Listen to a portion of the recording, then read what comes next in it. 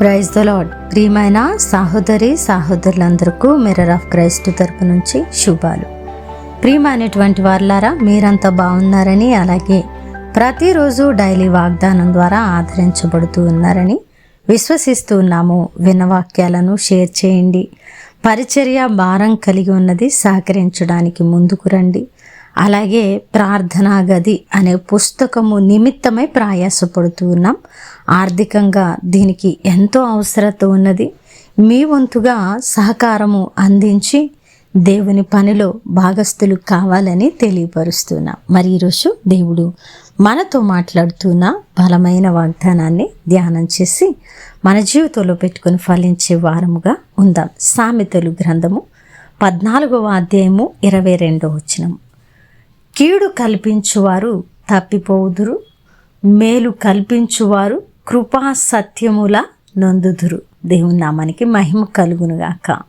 ప్రియ సహోదరుడా, ఈరోజు దేవుడు కీడు చేసే వారి నిమిత్తము, అలాగునే మేలు చేసే వారి నిమిత్తము ఆయన చేయబోయే కార్యములను బట్టి స్పష్టముగా మనతో మాట్లాడుతున్న అద్భుతమైన మాట.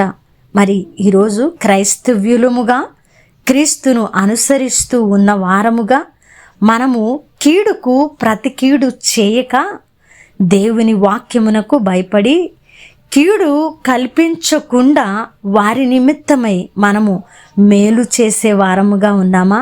లేదంటే కీడుకు కీడు చేయడానికి ఆలోచనలు పన్నాగాలు చేస్తూ మనము కూడా లోకస్తులు వలె కీడు తలపెట్టే వారముగా ఉన్నామా? హృదయ పరిశీలన అవసరమని దేవుడు మాట్లాడుతూ ఉన్నారండి. మరి కీడు కల్పించువారట తప్పిపోతారట, మేలు కల్పించువారు కృపా సత్యములను పొందుకుంటారట. ప్రియమైనటువంటి వాళ్ళారా, దేవుని వాక్యాన్ని విని ఎరిగి కూడా ఎరగని వారి వలె మనము కూడా కీడు కల్పిస్తూ ఇతరులకు కీడును కలగజేసే వారంగా ఉంటే మనము తప్పిపోతామని, మనము జారిపోతామని, మనము అపవాది చేతికి అప్పగించబడతామని, దేవుని చేతుల్లో నుండి మనము జారిపోతామని దేవుని వాక్యము సెలవిస్తూ ఉండగా మనము కీడు చేసే వారముగా ఉండవద్దండి. కీడు కల్పించి తప్పిపోయి దేవునికి దూరస్తులము అవటము కంటే కీడు చేసిన వారు మన మీద ఎన్ని పన్నాగాలు పన్నినా, వారు మనకి కీడు తలపెడుతూ ఉన్నా కూడా వారి విషయమై కృతజ్ఞత కలిగి దేవుని సన్నిధిలో ప్రార్థిస్తూ మేలు కల్పించడానికి నువ్వు ప్రయాసపడితే కృపా సత్యము నిన్ను ఆవరించి ఆ కృప నీకు తోడుగా ఉండి నిన్ను నడిపిస్తూ ఉన్నదట. ఎంత ధన్యత, ఎంత గొప్ప ఆశీర్వాదము. ప్రియ సహోదరుడా, దేవునికి దూరం చేసే ఏ పని కూడా మనము చేయడానికి ఇష్టపడకూడదు. ప్రియమైనటువంటి వాళ్ళారా, దేవుని నుండి మనల్ని ఎడబాపేది ఏదైనా మనకు అవసరం లేదండి. ఒకవేళ ఇంకా కీడు చేస్తూ తప్పిపోయి దేవునికి దూరస్తులము అయి ఉన్నామేమో, మేలు చేయలేక, వాక్యాన్ని అనుసరించలేక, ఆయన కృపను సత్యమును పొందలేక క్రైస్తవులుగా తిరిగేస్తూ ఉన్నామేమో ఒకసారి ఆలోచన చేద్దామా? ప్రియ సహోదరుడా, కీడు కల్పించేవారు తప్పిపోతారట, మేలు కల్పించేవారు కృపను సత్యమును పొందుకుంటారట. మనము కీడు చేయవద్దు, మనము తప్పిపోను వద్దండి. మనం మేలు చేద్దాం. విసుగక కీడు చేసే వారి పట్ల కూడా సమాధానముతో మనము మేలు చేసే వారంగా దేవుని దృష్టిలో ఉందాం. అప్పుడు ఆయన కృప, ఆయన సత్యములు మనకు వెన్నంటే ఉండి మనకు మార్గాన్ని చూపి మనల్ని గురి ఎద్దుకు నడిపిస్తాయి.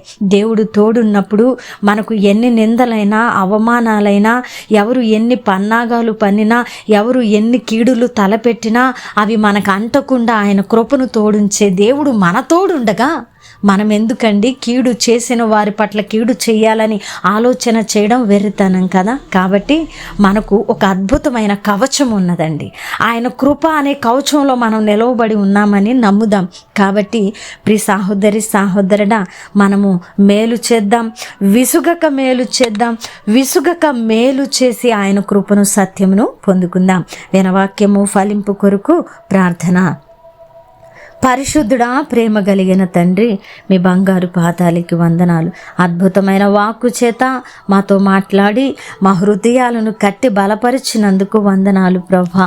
అవునయ్యా, మీ కృపా సత్యము మాకు కావాలి.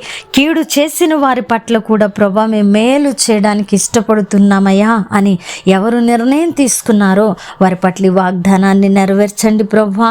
అలాగే కీడు చేసే వారిని గద్దించినందుకు, వారి తప్పిపోతారని బయలుపరిచినందుకు వందనాలు ప్రభా. అలాగే ఈ పరిచర్యను నాయన ప్రోత్సహిస్తున్న, సహకరిస్తున్న కుటుంబాలను దీవించి ఆశీర్వదించండి ప్రభా. చేస్తున్న పనులన్నిట్లో మీరు తోడై ఉండండి.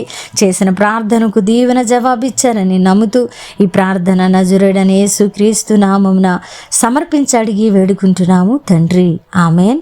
ప్రియమైన దేవుని బిడ్డలారా, విన్నవాక్యాన్ని తప్పకుండా షేర్ చేయండి. అలాగే పరిచర్యకు సహకరించండి. దేవుని చిత్తమైతే మరలా కలుసుకుందాం. దేవుడు మిమ్మల్ని దీవించునుగాక. ఆమేన్.